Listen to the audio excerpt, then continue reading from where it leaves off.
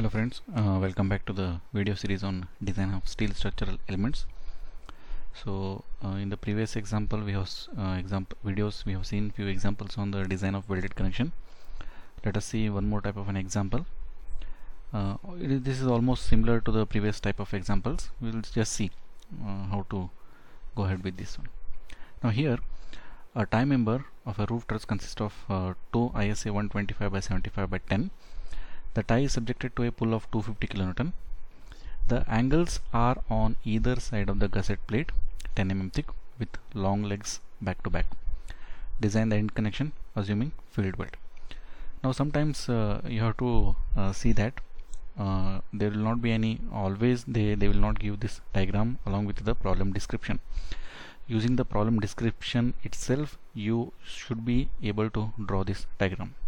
So here you can see there are two angles, ISA 125 by 75 by 8, and this angle is an unequal angle. The angle, that is the tie, is subject to a 250 kN. The angles are on either side of the gusset plate 10 mm thick with long legs back to back, right?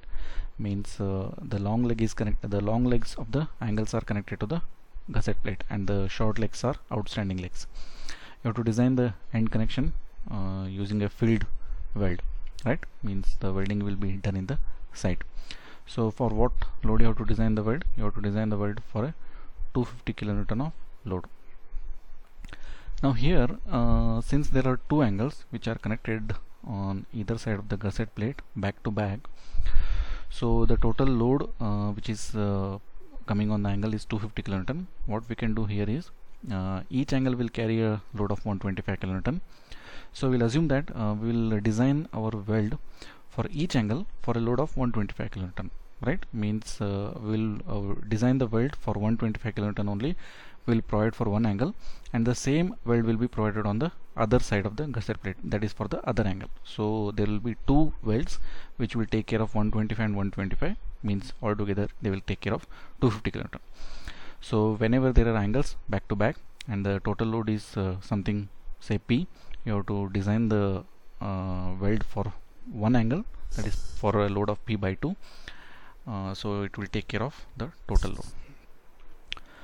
Okay, so we'll go ahead in finding the things, and here we'll assume that we'll provide only the longitudinal welds and no transverse weld. Okay, right, we'll just go ahead. So first we will just try to find out what should be the size of weld. So the maximum size of weld,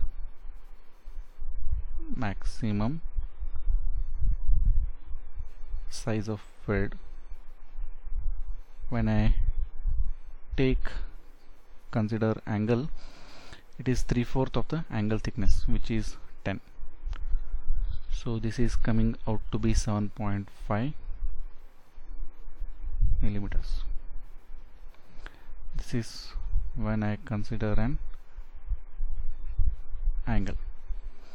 Now the maximum size of weld, when I consider the gusset plate, the gusset plate is 10 mm, so 10 minus 1.5, which is coming out to be 8.5. This is for the plate. So I will adopt a weld of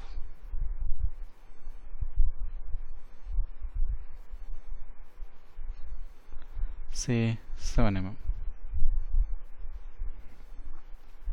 So the size of weld is 7 mm, right? Now what I will do, I will just try to find out the load carrying capacity of 1 mm length fillet weld. So the load carried by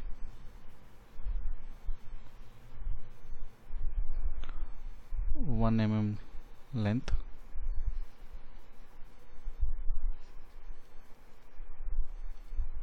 fillet weld.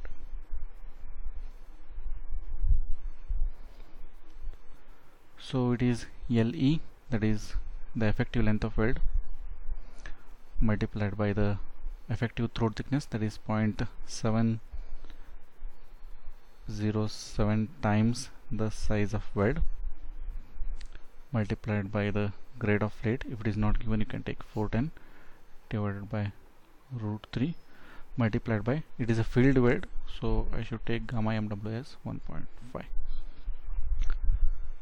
So this gives me a value of 781 newtons. So a 7 mm fillet weld of 1 mm length will take a load of 781 newtons. So I will just find out what is the total length of weld required.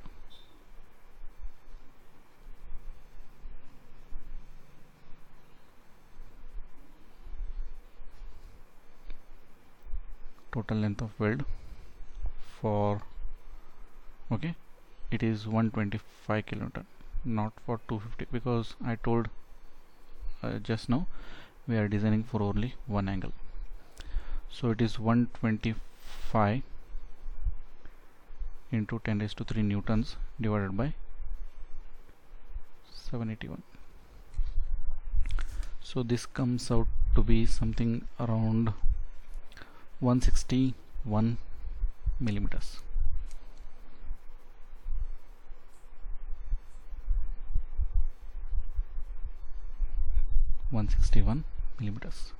So what I will do, since I am going to provide only the longitudinal welds, let me provide a weld here, that is on the heel side of L1 say and on the toe side of L2.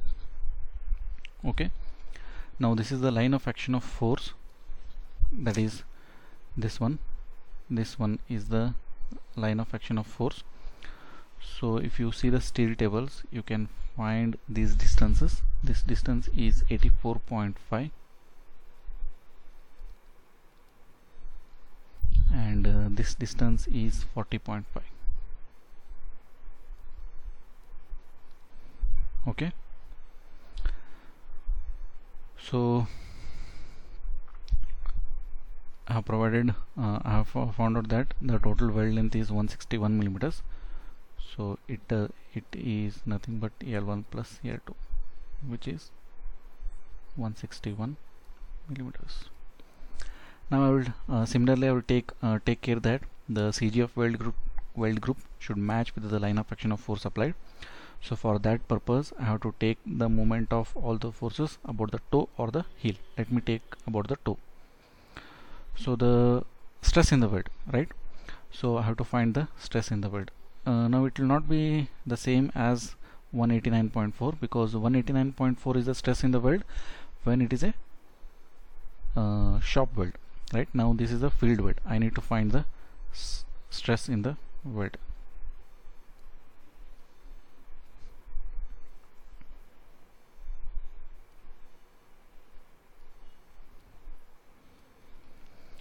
So it is Fu 410 divided by root 3 into 1.5.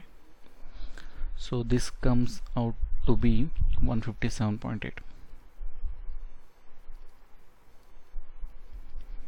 Newton per mm square. This is the stress in the weld. The stress in the weld is 157.8 Newton per mm square when the welding is done in the field, and it is 189.4 when the welding is done in the shop.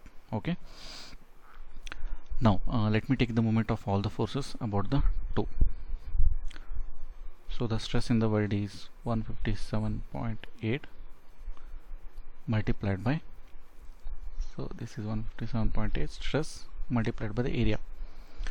For the area, it is 0.707 times 7, that is the size of weld, multiplied by the length of weld. So this is stress multiplied by area, that is force, multiplied by the perpendicular distance, that is 125, plus, so L2 into 0, because I am taking at the toe itself, that is equal to 250. Okay, I'm sorry, this should not be 250 now, this should be 125.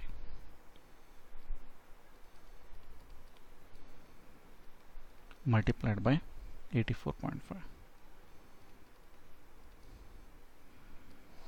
So when I solve this, let me just give me a minute to just check and solve this one. 125 into 10 raised to 3 into 84.5.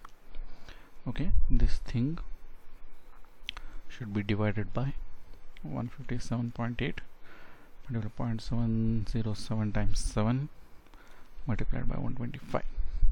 okay, so I'm getting L1 to be 108.2, L1 to be 108.2. let me take that as 109 millimeters.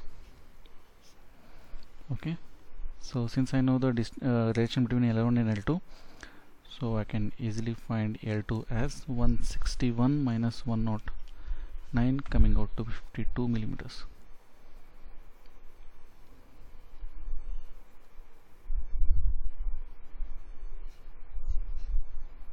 That's it. I've designed the weld. So this L1 is 109 and L2 is 52 with some end return.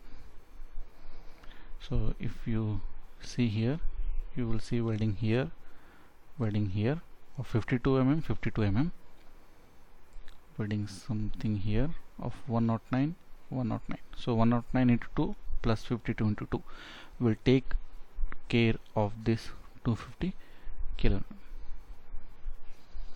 So this is how we can solve this example, right? I hope you have understood. We'll see one more last type of example in the next video. Till then, thank you, bye.